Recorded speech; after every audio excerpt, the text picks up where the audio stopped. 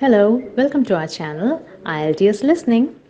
For your IELTS preparation, we regularly upload videos about all four sections of IELTS. Here in this video, we are going to explain you how to solve the IELTS listening question. We're going to cover multiple choice questions for the listening paper in this lesson. Okay, so multiple choice questions are a type of question you're probably very familiar with. For the listening paper, most of the time you're going to have a question with three answer choices, just like the ones you see here. There's a basic question, for example, number 1, the reason for the special seminar is, and then we need to choose the correct answer based on what you hear. Okay, so a very familiar question type. We're going to look at strategies related to this question, these two questions here in just a moment. But first, let's talk about what to do and how to strategize as you approach these questions on the IELTS listening paper. First of all, just some basic information. These questions, the directions are very simple. You're just going to choose the correct letter, A, B, or C. It'll tell you which choices are possible there.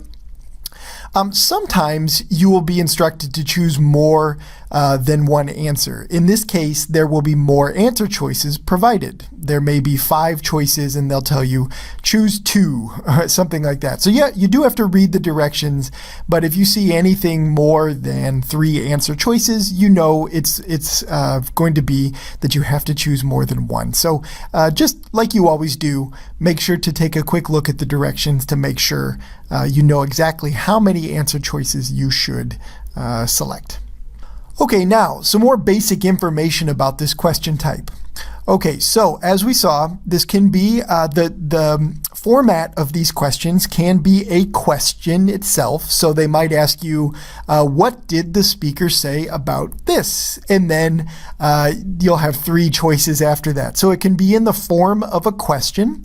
It can also be in the form of a sentence or a phrase that's incomplete, and you sort of have to finish that sentence or phrase with the answer choices provided for you. Okay, so those are 2 possibilities there.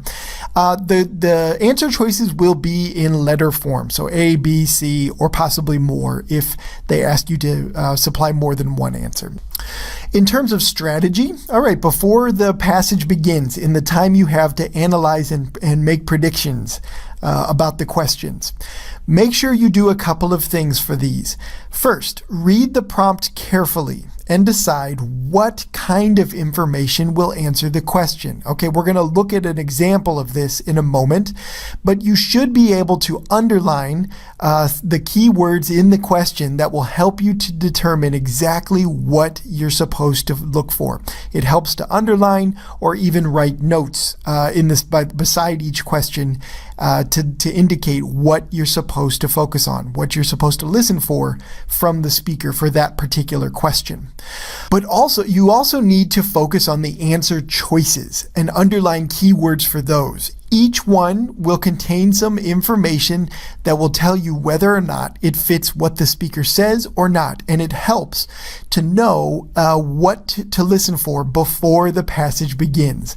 So not only reading the question, but also taking a look at the answer choices can be a very important thing to try to do before the speaking starts. Okay, now it's tough. You only have a short time to look over all the questions, and sometimes IELTS listening paper, you have a lot of multiple choice questions to look at in a particular section. So this can be difficult to do within the short time you have, but at a very minimum, make sure you study the question and the answer choices for keywords, trying to figure out and make predictions about what to listen for. We'll look at some examples of that in just a moment.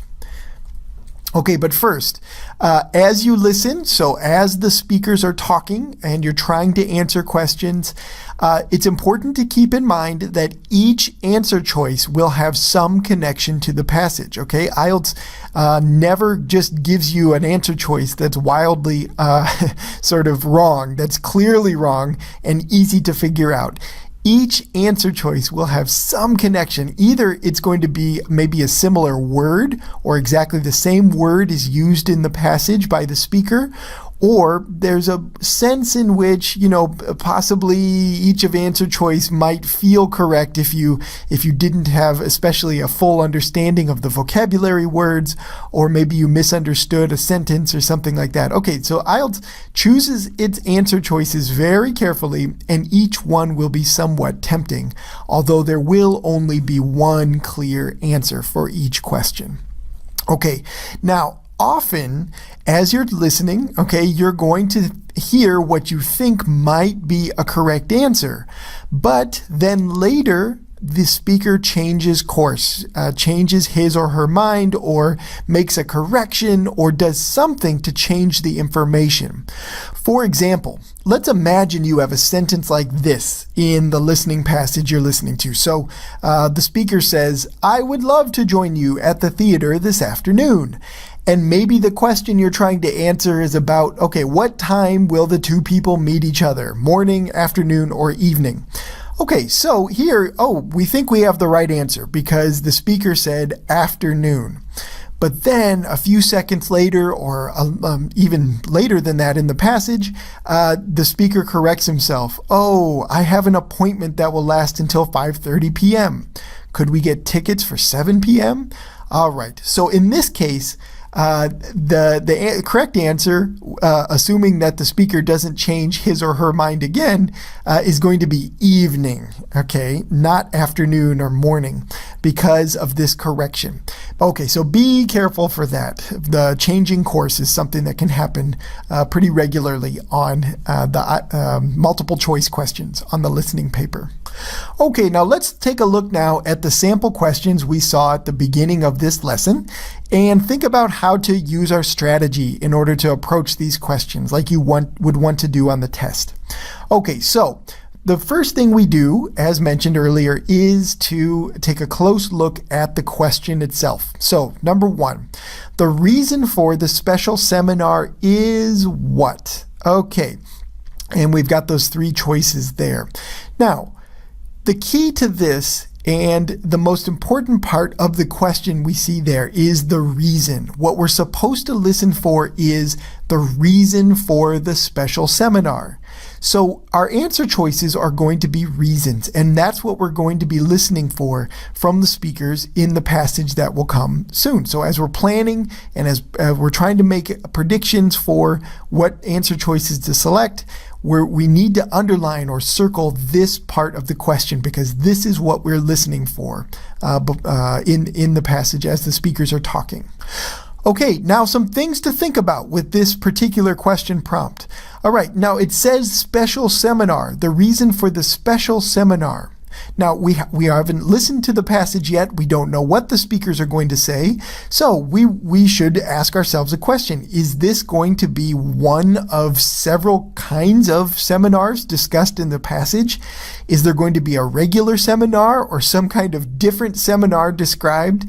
We don't know. That would be something to be careful about with this question, that there might be different seminars described. And so we have to keep all of that straight and think about which seminar relates to this particular information, which is only focused on the special seminar. Okay, so something to consider there. I would certainly underline the reason in this question and probably put a question mark next to special seminar just in case the speaker starts talking about different kinds of seminars. All right, now as we look at the answer choices and think about what's coming for those, notice that we have three very different kinds of activities here.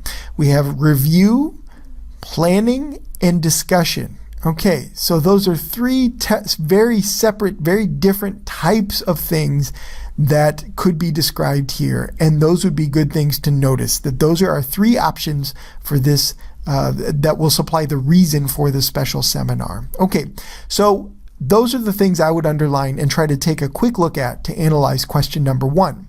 Okay, question two then, pretty similar kind of thing we have to do. So, question two, the speaker instructs the class to. Okay, we need to listen for, the key information there is to listen for what the speaker tells the class they must do. Okay, so we need to underline that part because we're looking for some type of thing that's sort of maybe in a command form or a set of instructions. Okay, then as we look at the answer choices, notice this, that answer choices A and C are a little bit similar in the sense that the verbs study and review could be quite similar and possibly might even share a similar paraphrase or synonym as the speaker's talking. So we'd want to be careful there. So we'd have to look later in the sentence there or in the phrase to figure out, okay, what are they supposed to study and what are they supposed to review for these two answer choices? Well, so for A, it's studying author's notes, and C, it's reviewing a lecture outline. Those would be key details to keep separate as you're trying to listen for the answer to this question. Answer choice B is very different from A and C. They're instructed to write something, okay, and post it possibly in a forum of some kind. So that's a very different thing than answer choices A and C. All right, so a lot of details to keep straight. Use your pencil as you're listening in your test booklet. Underline these keywords from the answer choices and give it a little thought in the time you have before you listen, trying to figure out how each of the answer choices is going to be different and possibly expressed differently by the speakers in the passage. Okay, now let's do a practice question here to apply some of the things we've learned about so far. In a moment, I'm going to play a recording so you can try to answer this particular question. But first, let's just take a close look at it to think about what we would do to prepare for listening for this answer. All right, now the question says, the student visits the library, and then each answer choice continues on to ask, to find, or to track down. What we're looking for is the reason. Why is the student going to the library? And we need to listen for that reason from what's mentioned in the text. All right, now some differences among the answer choices. So the student's going to the library to find information about a forgotten text, okay, to get a revision of a famous story, or to track down a rare short story. Okay, so notice some things there in the words used. Forgotten and rare, answer choices A and C. Those are somewhat similar words, although forgotten means that something is, people no longer remember it, right? It's not something that's discussed or talked about. Rare is very different, right? Rare, it means that something is difficult to find. There aren't many of that thing out there, okay? So rare and forgotten are key words there that supply some differences between these two answer choices, okay? B is very different. A famous story, very different idea than rare and forgotten. Okay, so that's something to notice before you listen. And those are things I would certainly underline as I'm preparing to answer this question. All right. Now, let's listen to the passage, and you can try your best to answer this question based on what you hear. Okay, so I'm going to start the passage now. Excuse me, I'm wondering if you might be able to help me. I'm looking for the original text of a short story by an author I'm studying for my 20th century American literature class, and it turns out that this particular story's original version is a little obscure. I'd be happy to help you, but, what about the story makes it obscure? Is it simply not a well-known piece of work? Well, actually it's a somewhat well-known story, but it's been published in different versions over the last several decades. I've read it several times in collections of stories, so I know the story well, but I haven't read every version of it. Okay, so hopefully you got the correct answer here. In this case, it's answer choice C. And we got that from a couple of different spots in the passage. So let's analyze why this is the correct answer.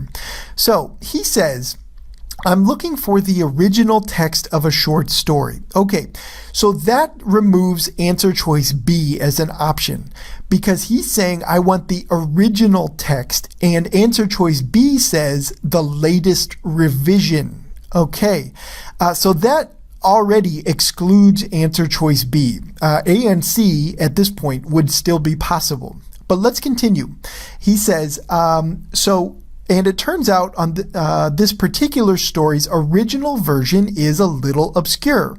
Okay, another reason here why B is not correct, because obscure is not the same as famous. Obscure means rare. Okay, so already we're getting support for answer choice C. So B is clearly not right, but A could still work at this point because A, we're talking about a forgotten text. Well, obscure and forgotten are a little different from each other, but you could still make an argument that A is correct at this point. Okay, but then we have later, the male student continues. After the librarian says something in reply to him, he continues this way. Well, actually, it's a somewhat well-known story, but it's been published in different versions. Okay, here we see why A cannot be correct, because it's a well-known story. It's not a forgotten story. So the story's well-known, the text is well-known. It's just that the original text is somewhat obscure. And so that is a much closer meaning to C, that it's a rare short story. It's a rare version of the story, difficult to track down. The story itself hasn't been forgotten. Actually, it's somewhat well known. It's just hard to find the original script of it. And that's what the student is talking about. So that's why C is your best answer. And this is a good example of a multiple choice question where you have to keep listening, keep an open mind about the answer choices, and try to maybe cross things off that you hear to be incorrect, and try to determine which one is the best answer based on all the information provided by the speakers.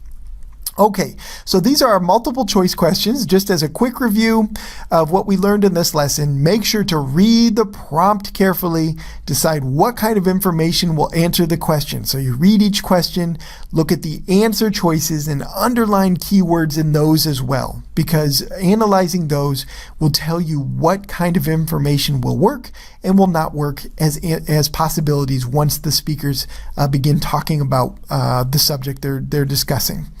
The last one, keep an open mind while you listen. Just keep in mind that speakers often change course or that answers might unfold over a little bit of time in the passage. So you keep an open mind. Try to figure out which one is the best answer after all the information is provided for each question. Okay, so those are multiple choice questions and how to approach them on the listening paper. Dear viewers, thank you for watching this video.